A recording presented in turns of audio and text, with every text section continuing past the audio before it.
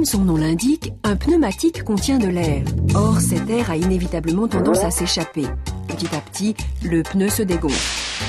Les conséquences de cette chute de pression sont multiples. Le pneu se déformant plus, s'échauffe trop et s'use prématurément. La précision de conduite est altérée et la consommation de carburant augmente. Au pire, on risque la dislocation avec perte de contrôle du véhicule. Il est donc important de vérifier régulièrement la pression des pneus. Cette opération appelle cependant quelques précisions. En effet, les pressions standards, affichées dans chaque véhicule ou lues sur les tableaux de gonflage, sont valables pour un pneu froid. Mais qu'est-ce qu'un pneu froid ? C'est un pneu n'ayant pas roulé depuis au moins 2 heures ou ayant roulé moins de 3 km à allure réduite en ville par exemple. Autant dire que bien souvent, lors du contrôle, le pneu sera chaud.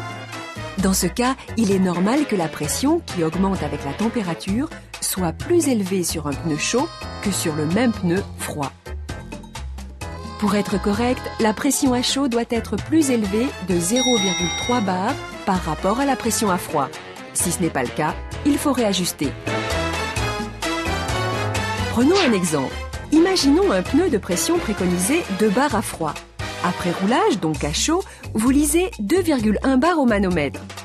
Bien que la pression soit supérieure à la pression nominale, il vous faudra réajuster à 2 plus 0,3 bar, soit 2,3 bar, pour tenir compte de l'effet pneu chaud.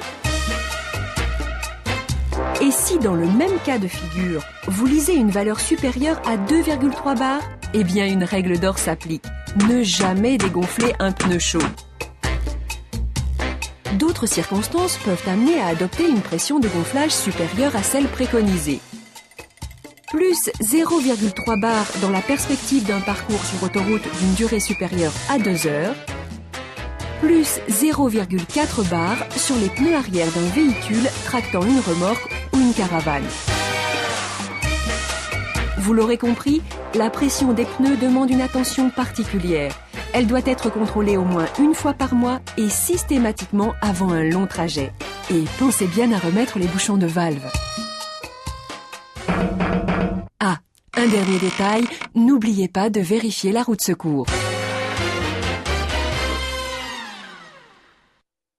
Michelin, une meilleure façon d'avancer.